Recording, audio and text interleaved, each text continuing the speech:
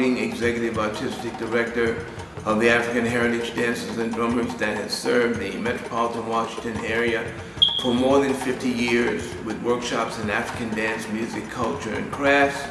The African Heritage Dancers and Drummers were one of the first Black performing arts organizations in the city of Washington, D.C.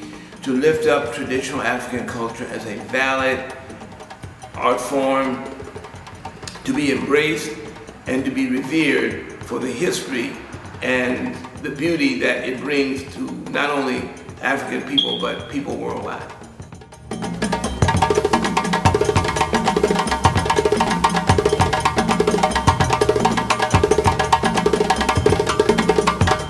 The circumstance is one of understanding what the gentrification monster is all about.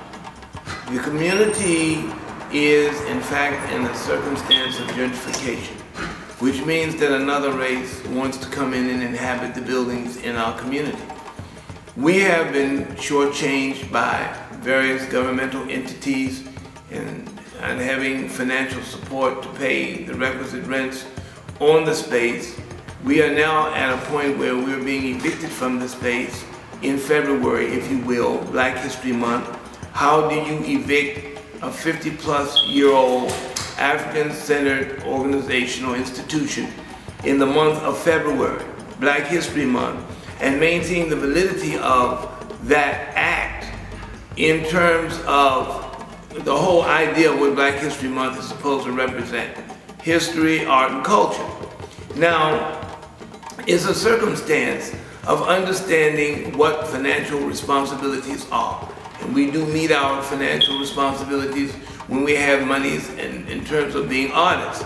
But for people not to want to understand our circumstance and who want to, for lack of a better word, defame Black History Month by putting a black institution in the street in February, they do an injustice to black people and the whole concept of what African American History Month is all about.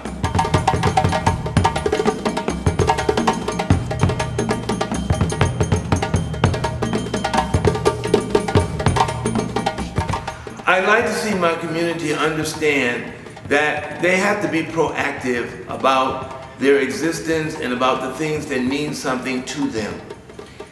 The proverb is, he who owns the definition owns the power.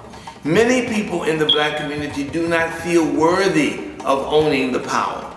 They are willing to take crumbs, they are willing to take second-class citizenship because they don't believe that they deserve better. Our culture, the dance, the music, and the history of our culture teaches us to have self-esteem. It teaches us to have an understanding of what personhood is, that we are just as good as anyone else, and that what we do has validity. It has a training module. It has, if you will, genius perspectives of understanding.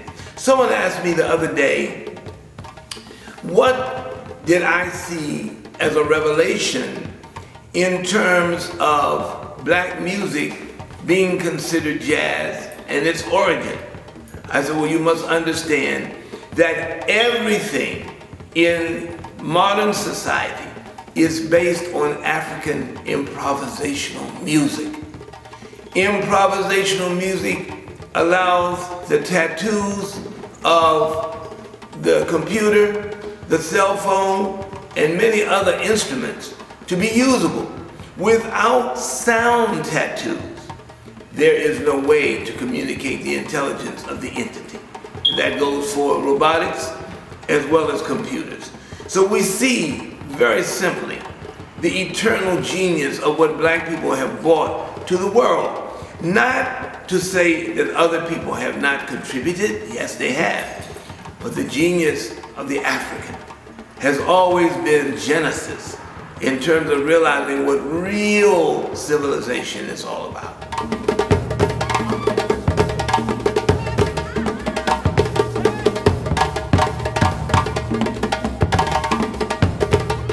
You must make your government officials and those who are in charge of art commissions understand that The citizens in this community deserve all the rich services that can be provided to them by way of their tax base.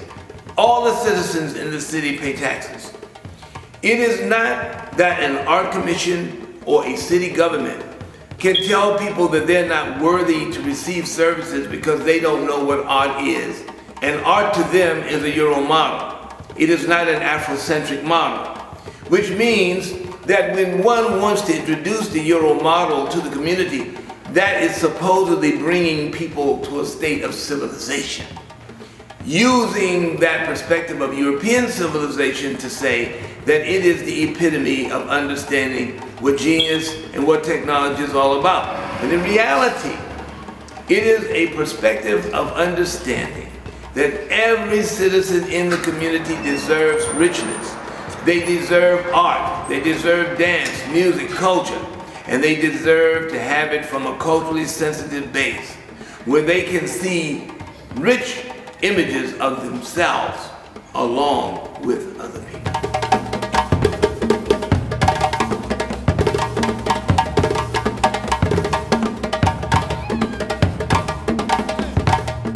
You must advocate and understand that nothing has really changed from slavery to now. Emancipation, proclamation 150 years ago, that's not a long period of time. But from that date to now, nothing has really changed. It manifests in different forms. It goes underground. It becomes creative, but it is the same what? The same racism, the same denial of your self-esteem and your personality.